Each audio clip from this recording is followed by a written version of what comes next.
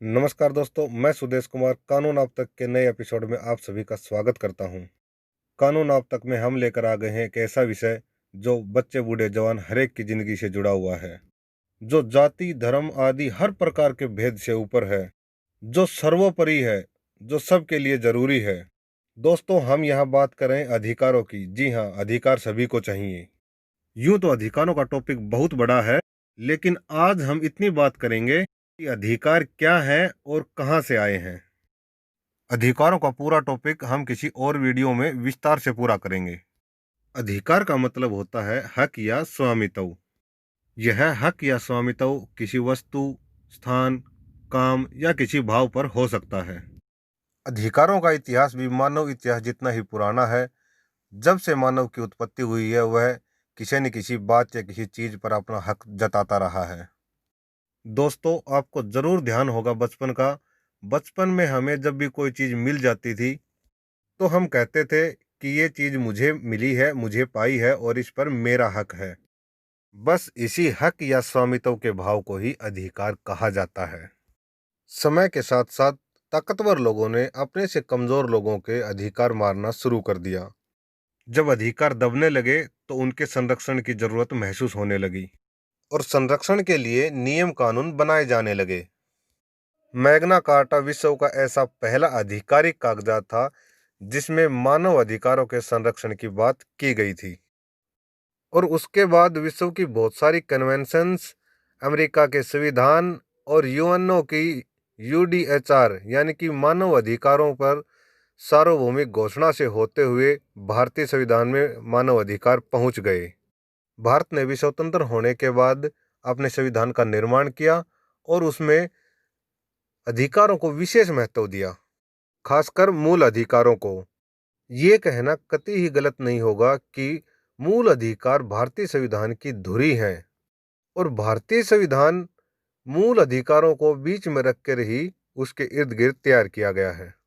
तो जान लेते हैं भारतीय संविधान क्या कहता है अधिकारों पर। दोस्तों, हम ये बात नहीं करेंगे कि संविधान में आपके लिए क्या क्या अधिकार उपलब्ध हैं। इस बारे में बातचीत हम किसी और दिन विस्तार से करेंगे। आज का जो हमारा विषय है वो ये है कि अधिकार क्या है, क्या मानव अधिकार हमें संविधान से मिले हैं। तो आइए जान लेते हैं। यूं तो संविधान में अधिकारों की कोई स्पष्ट परिभाषा नहीं दी गई है, लेकिन भारत का संविधान मानव अधिकारों का वर्गीकरण मूल अधिकार और संवैधानिक अधिकारों में कर देता है। मूल अधिकार वो जो संविधान के भाग 3 में दिए गए हैं।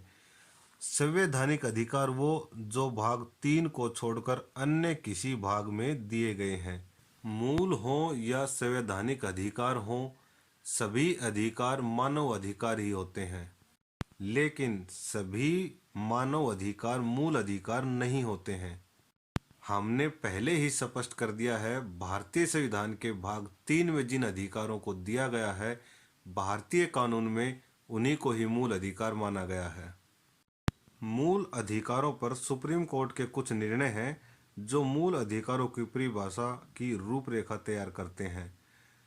तो आइए जान लेते हैं उन केसेस को।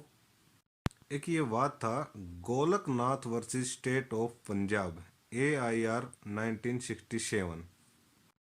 इस वाद में सुप्रीम कोर्ट ने कहा कि भारतीय संविधान का भाग 3 निश्चित मूल अधिकारों की गारंटी देता है, क्योंकि ये मानव के व्यक्तित्व विकास के लिए अति आवश्यक समझे गए हैं।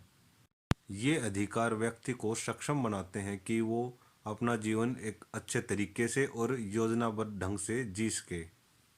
आगे कोर्ट ने कहा कि ये अधिकार व्यक्ति की मूल स्वतंत्रता को प्रकट करते हैं और इनके बिना व्यक्ति को स्वतंत्र नहीं कहा जा सकता। एक केस और था, Maneka Gandhi versus Union of India, AR 1978। इस वाद का निर्णय सुनाते हुए सुप्रीम कोर्ट ने कहा कि मूल अधिकारों का उद्देश्य व्यक्ति की गरिमा की रक्षा करना है और ऐसी परिस्थितियां बनाना जिसमें हर एक व्यक्ति अपने व्यक्तित्व का विकास कर सके। यानी कि व्यक्ति की गरिमा और उसके विकास के लिए ये अधिकार बहुत जरूरी हैं। तो दोस्तों, आशा करते हैं कि अधिकारों पर आपके दिमाग में तस्वीर साफ होने लगी होगी। अब बात करते हैं उस केस की जिसने तस्वीर को साफ ही नहीं बल्कि दूध का दूध और पानी का पानी कर दिया। एक केस था, M Nagaraj versus Union of India AIR 2007 Supreme court.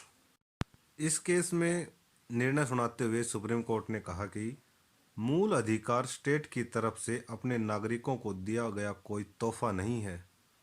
मूल अधिकार व्यक्ति के पास स्वतंत्र रूप से हैं और ये अधिकार उसके पास इसलिए हैं क्योंकि वह मानव जाति से है।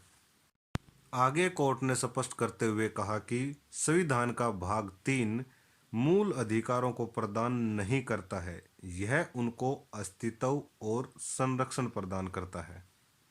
जी हाँ, एक बार फिर से बता दें, संविधान का भाग 3 मूल अधिकारों को प्रदान नहीं करता है, यह उनको अस्तित्व और संरक्षण प्रदान करता है। यानी कि मूल अधिकार तो हम मानव होने के कारण जन्म से ही लेकर पैदा होते हैं और संविधान उनको संरक्षण देने का मैकेनिज्म है। इसका मतलब यह कतई नहीं है कि संविधान की महत्वता कम है। अधिकारों के संरक्षण के बिना अधिकारों का अस्तित्व नहीं रहेगा, वह आपसे कभी न कभी तो छीन ही लिए जाएंगे। इसलिए संरक्षण अस्तित्व से ज़्यादा महत्वपूर्ण है। दोस्तों, जानकारी कैसी लगी कमेंट बॉक्स में ज़रूर बताना एंड चैनल को लाइक शेयर एंड सब्सक्राइब करके जाना। Okay, thank you.